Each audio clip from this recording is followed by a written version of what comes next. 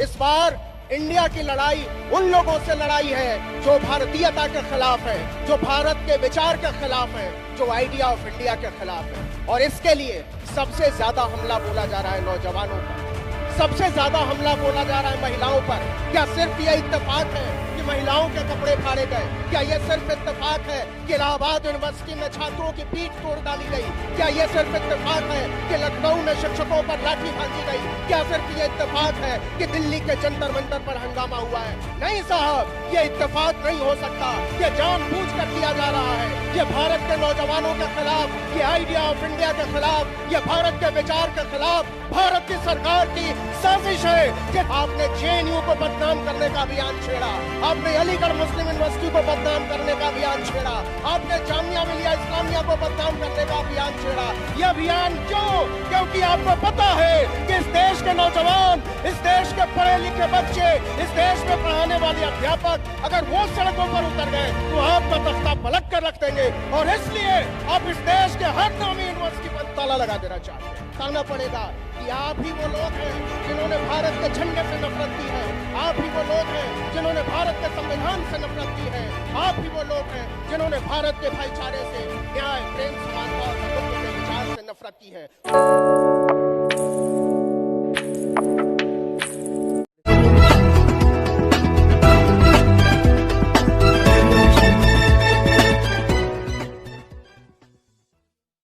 गांधी ने एक नारा दिया था 1942 में, क्विट इंडिया का, और आज मैं एक नारा दे रहा हूं, इस नारे को सुनो। तो सवाल है कि ये नारा आज की तारीख में क्यों? क्योंकि ये जो इंडिया है ये हुजूर के माथे पर चढ़ गया है। वो इंडिया उन्हें सोने दे रहा है, न जागने दे रहा है, न बैठने दे रहा है, न उठने दे रहा है, न खाना खाने दे रहा है। तो इस बार लड़ाई इंडिया की लड़ाई है। इस बार इंडिया की लड़ाई उन लोगों से लड़ाई है जो भारतीयता के खिलाफ है, जो भारत के विचार के खिलाफ है, जो आइडिया ऑफ इंडिया के खिलाफ है। और इसके लिए सबसे ज्यादा हमला बोला जा रहा है नौजवानों पर, सबसे ज्यादा हमला बोला जा रहा है महिलाओं पर। क्या सिर्फ यह इत्तेफाक है कि महिलाओं के कपड़े फाड़े गए? क्या यह सिर्फ इत्तेफाक है कि इलाहाबाद यूनिवर्सिटी में छात्रों की पीठ तोड़ डाली गई? क्या यह सिर्फ इत्तेफाक है कि लखनऊ में शिक्षकों पर लाठी भांजी गई? क्या सिर्फ यह इत्तेफाक है कि दिल्ली के जंतर मंतर पर हंगामा हुआ है? नहीं साहब, यह इत्तेफाक नहीं हो सकता। यह जानबूझकर किया जा रहा है। यह भारत के नौजवानों के खिलाफ, यह आइडिया ऑफ इंडिया के खिलाफ, यह भारत के विचार के खिलाफ भारत की सरकार की साजिश है जिससे लड़ाई का मुकाबला का जोम आपको भरना है।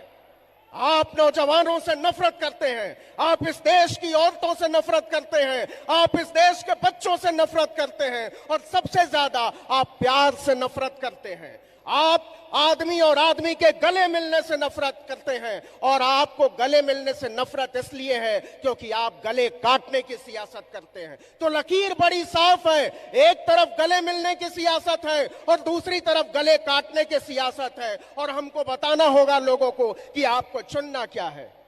आज जो यूनिवर्सिटीज में फीस बढ़ाई जा रही है, आज जिस तरीके से शैक्षणिक संस्थानों पर हमला किया जा रहा है, चुन चुन कर इस देश के संस्थानों को बदनाम किया जा रहा है। आपने जेएनयू को बदनाम करने का अभियान छेड़ा, आपने अलीगढ़ मुस्लिम यूनिवर्सिटी को बदनाम करने का अभियान छेड़ा, आपने जामिया मिलिया इस्लामिया को बदनाम करने का अभियान छेड़ा। यह अभियान क्यों? क्योंकि आपको पता है कि इस देश के नौजवान, इस देश के पढ़े लिखे बच्चे, इस देश में पढ़ाने वाले अध्यापक अगर वो सड़कों पर उतर गए तो आपका तख्ता पलट कर रख देंगे। और इसलिए आप इस देश के हर नामी यूनिवर्सिटी पर ताला लगा देना चाहते हैं।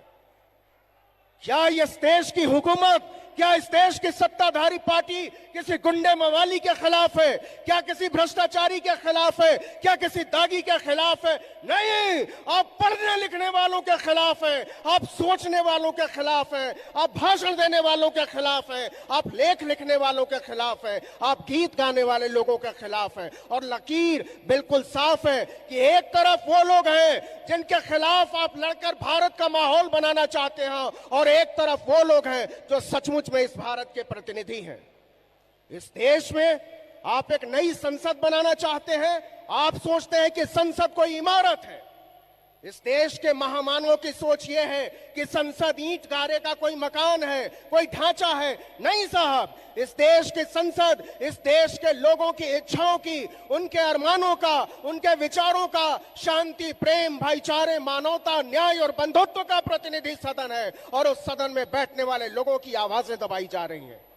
आप जिस तरीके से चुन चुन कर उस आवाज उठाने वाले लोगों को संसद से बाहर कर रहे हैं, जिस तरीके से संसद में आवाज उठाने से बेदखल कर रहे हैं, वो आने वाले भारत के लिए अच्छी स्थिति नहीं है। और ये इस देश के नौजवानों की जिम्मेदारी है, ये इस देश की महिलाओं की जिम्मेदारी है, ये इस देश के आने वाले नस्लों की जिम्मेदारी है कि वो इस खतरे को समझें। क्योंकि ये खतरा किसी मुसलमान के खिलाफ नहीं है, ये खतरा किसी दलित के खिलाफ नहीं है, ये खतरा केवल अल्पसंख्यकों के खिलाफ नहीं है, ये खतरा हमारे और ऊपर है, ये खतरा भारत के माथे पर है, यह खतरा भारत के लोकतंत्र पर है, यह भारत के संवैधानिक व्यवस्था पर खतरा है। और जिस दिन भारत के संविधान पर आंच आई, जिस दिन भारत के लोकतंत्र पर आंच आई, उस दिन हमारी और आपकी आवाजें मिट्टी में मिला दी जाएंगी। और यह तैयारी हो रही है।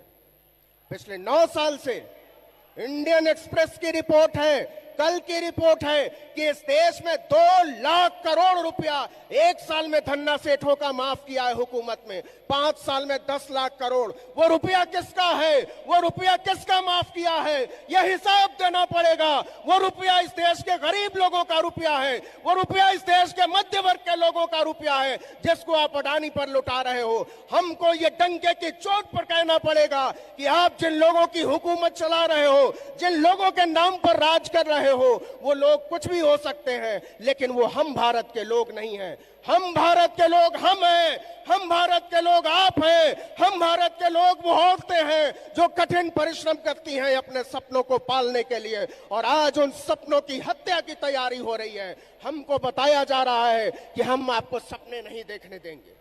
ये सारी साजिश इसलिए कि हमको और आपको सपने देखने से रोका जा सके, हमको और आपको पढ़ने लिखने से रोका जा सके, हमको और आपको प्यार करने से रोका जा सके, हमारे और आपके हाथों में लाठी और बल्लम थमाया जा सके। जो लोग हमारे और आपके हाथों में लाठी थमाकर, बल्लम थमाकर, एक दूसरे के खिलाफ लड़ाकर, जातिवाद के नारे उछालकर, हिंदू और मुसलमान करके, मंदिर और मस्जिद करके, हिंदू और ईसाई करके एक दूसरे के खिलाफ भड़का रहे हैं, उन्हें याद रखना चाहिए कि ये वो देश है जहां बड़े बड़े लोग चुनाव हार जाया करते हैं, जमानतें जब्त हो जाया करती हैं। मानवता के अपराधी, मैं फिर से कहता हूं कि मानवता के अपराधी जो विश्व गुरु होने का मुलम्मा उछालते हैं, मानवता और इंसानियत भाईचारे के वो दुश्मन जो महामानव होने की नौटंकी करते हैं, उन्हें यह संदेश जाना चाहिए कि आपके दिन गिने चुने रह गए हैं और इसकी तैयारी होनी चाहिए। ये लड़ाई कोई छोटी लड़ाई नहीं है, ये लड़ाई हमारी और आपकी लड़ाई नहीं है, ये लड़ाई केवल 140 करोड़ लोगों की लड़ाई नहीं है, ये लड़ाई इस देश की आने वाली नस्लों की लड़ाई है, जो आने वाले दिनों में हमसे और आपसे सवाल करेंगी कि जब इस देश के बैंकों को बर्बाद किया जा रहा था, जब इस देश की गलियों में धर्म के नाम पर लोगों को मारा काटा जा रहा था, जब एक दूसरे के खिलाफ भड़काया जा रहा था, तब आप क्या कर रहे थे? ये सवाल जब हमारी आने वाली नस्लें हमसे पूछेंगी तो कहीं हमारी नजरें झुकी ना हो, कहीं हम शर्मिंदा ना महसूस करें, कहीं हम अफसोस ज़दा ना महसूस करें। इसलिए जरूरी है कि लड़ा जाए, इसलिए जरूरी है कि गीत गाए जाएं, इसलिए जरूरी है कि हर जुल्म के खिलाफ बोला जाए, इसलिए जरूरी है कि वो लोग जो अचानक से गांधी का नाम आने से बिलबिला उठते हैं, उनकी आंखों में डालकर पूछा जाए कि जब भारत की आजादी की लड़ाई लड़ी जा रही थी तो आपकी राजनीति के पुरखे क्या कर रहे थे? आप कहते हो कि गांधी ने नारा दिया था क्विट इंडिया मूवमेंट का, एक नारा मैं देता हूं। पहले तो आप ये बताइए कि 1942 में जब ये नारा भारत के खेत खलिहानों में उछल रहा था, तब आपके पूर्वज क्या कर रहे थे? आपको बताना पड़ेगा कि आप ही वो लोग हैं जिन्होंने भारत के झंडे से नफरत की है। आप ही वो लोग हैं जिन्होंने भारत के संविधान से नफरत की है। आप ही वो लोग हैं जिन्होंने भारत के भाईचारे से, न्याय, प्रेम, समानता और बंधुत्व के विचार से नफरत की है। तो एक तरफ नफरत है, दूसरी तरफ भाईचारा है। एक तरफ प्यार है, दूसरी तरफ प्यार के दुश्मन है। एक तरफ गीत गाने वाले लोग हैं, दूसरी तरफ सिनेमा और गीतों पर बैन लगाने वाले लोग हैं। तो हमको और आपको सोचना पड़ेगा कि आने वाले दिनों में ये जो लड़ाई आगे बढ़ेगी उसका तरीका क्या हो, उसका तसव्वुर क्या हो, उसका सलीका क्या हो, उसके सवाल क्या हो। और बात बड़ी साफ है कि कड़ा के दंगा, जला के बस्ती, मुआवजा बांटता है जो अब, उठो के मिलजुल कर उसका खाना खराब करना। ये समेटी हुई लड़ाइयां हैं, ये बिखरी हुई लड़ाइयों को समेटने का वक्त है। ये हिंदू और मुसलमान के साथ आने का वक्त है। ये दलित और पिछड़ों मुसलमान को साथ आने का वक्त है। आज की तारीख में सिर्फ एक लकीर है कि आप इस तरफ हैं या आप उस तरफ हैं। ये शर्माने का वक्त गया। जो लोग ये सोचते हैं उनको बताइए कि अगर आप सोचते हैं कि खित्तों में बंटकर हम और आप बचे रह जाएंगे, तो इस बार सवाल हमारे और आपके अस्तित्व का है। सवाल इस देश के लोकतंत्र के अस्तित्व का है, संवैधानिक व्यवस्था के अस्तित्व का है। और इन सब को बचाने के लिए जरूरी है कि इस देश में एक तरफ भारत हो और दूसरी तरफ भारत के खिलाफ खड़े हुए लोग, और उनको बताया जाए कि आप भारत के खिलाफ थे। ये बात पूरी दुनिया में जानी चाहिए, क्योंकि यूरोप की संसद में सवाल उठता है मणिपुर पर, इंग्लैंड की संसद में सवाल उठता है मणिपुर पर, लेकिन भारत की संसद में जिन लोगों को जवाब देने की जवाबदेही थी वो लोग आज तक भागते फिर रहे हैं। उनको पकड़ने की जरूरत है। और ये केवल मणिपुर का सवाल नहीं है। आप लिख लीजिए इस बात को, आने वाले दिनों में वो हर एक सूबे को मणिपुर की तरह बनाना चाहते हैं, मिजोरम की तरह बनाना चाहते हैं। क्योंकि जब संविधान की व्यवस्था पर आंच आएगी तो क्या बिहार, क्या मध्य प्रदेश, क्या राजस्थान, क्या छत्तीसगढ़ और क्या बंगाल। होशियारी के साथ कहा जाता है कि मणिपुर पर बात करते हुए आपको पहले छत्तीसगढ़ पर बात करनी पड़ेगी, फिर राजस्थान पर बात करेगी और तब हम बात करेंगे मणिपुर के बारे में। यह होशियारी चलने वाली नहीं है। इस देश के नौजवानों में राजनीतिक चेतना की जरूरत है। आदरणीय दिग्विजय सिंह ने एक बात बड़ी साफ कही और उससे मेरी पूरी सहमति है, और लंबे समय से हमारी तरह के लोग इस पर सोच रहे हैं। मैं हमेशा सोचता हूं कि इस देश की पार्टियां क्यों टूट जाती हैं, वो लोग क्यों दूसरी तरफ चले जाते हैं, क्यों बीच में पाला बदल लेते हैं। तो इसका जवाब बड़ा सीधा है कि वो वैचारिक लोग नहीं होते, वो विचारधारा से जुड़े हुए लोग नहीं होते। इसलिए लड़ाई वैचारिक हो। ये कोई पर्सनल दुश्मनी का मामला नहीं है, ये विचारों की लड़ाई है, ये संप्रभुता की लड़ाई है, ये सोच और समझदारी की लड़ाई है। इसे लोकतंत्र के रास्ते से लड़ा जाना चाहिए और हम सब मिलकर इसको लड़ेंगे और जीतेंगे, आगे बढ़ेंगे और लोग बताएंगे आने वाले दिनों में कि हमने ये लड़ाई लड़ी थी।